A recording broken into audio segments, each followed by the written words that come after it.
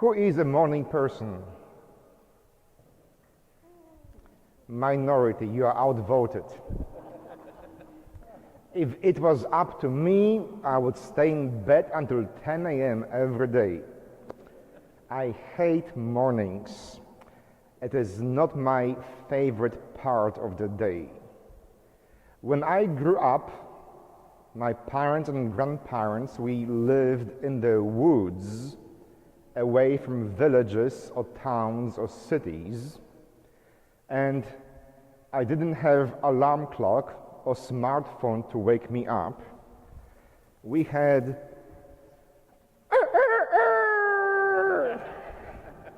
every morning when the sun was rising, there was cuckoo everywhere. So this was my alarm clock when I was a young baby. The cuckoo was that. Then, with the progress of civilization, of course, I eventually walked up all the way to having this beautiful clock. It even says Big Ben, but it's made in China, of course. But this wasn't as beautiful and natural as cuckoo, because when this rings, it's very annoying. It goes forever, and there is no snooze button, unlike on the electronic wake-up alarm clocks, right? I see. Thank goodness. This day and age, we have different alarm clocks, right, Christopher?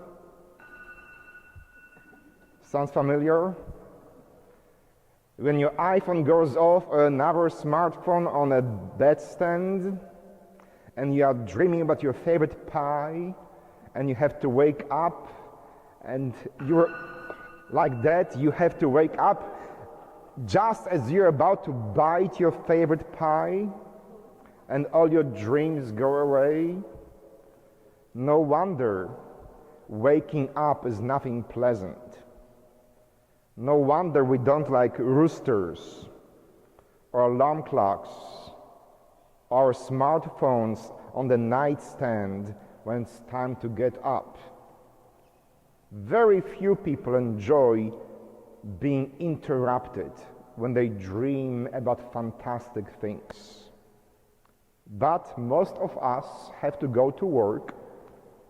Unless you are independently wealthy and can stay in your bed until noon every day, you have to go shave, shower, in some cases put up your makeup and get ready for work. It is a part of our daily routine. But today we speak of spiritual waking up.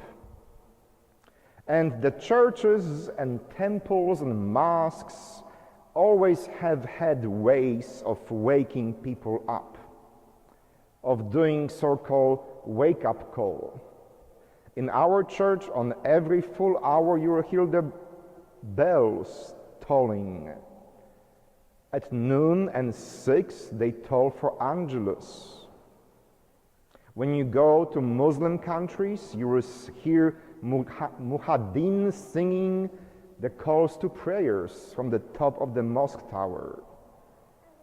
People of faith, different faith, have found ways to wake us up and to make us do things, right? But once a year, the church, the Christian churches, have a special season of waking people up. And we call that season Advent.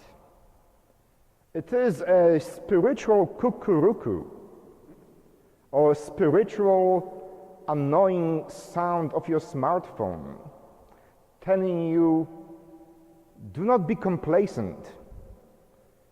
Get up from your fat behind and do something good with your life. Do not wait for someone else to get your life better. In a way, the church is telling us, get your bucket list going. Don't wait for tomorrow to do what you have always wanted to do. Both the second reading and the gospel today speak to that reality. Paul says, don't you know what times we live in? This is the time, this is the hour to wake up. Do not be like zombies. This is not a Walking Dead movie. We are supposed to walk a life with our faith as a light, guiding us, inspiring us to be better, to do better, to achieve the fullest possibilities we can. Each Advent is a reminder to live our lives to the fullest. My favorite quote from any saint ever is from Saint Irenaeus of Lyon, it says, the glory of God is person fully alive.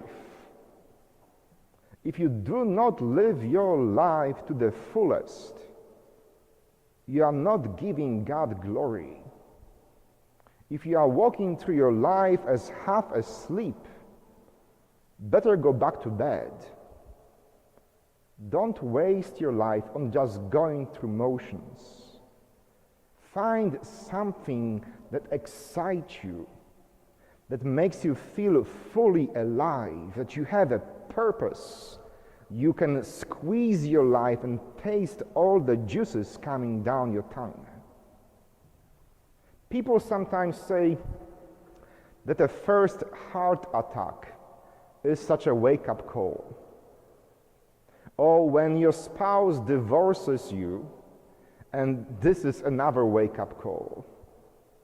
Or when you lose your job, and after a week of crying, you realize you always hated that old job. In our lives, we get all kinds of wake-up calls.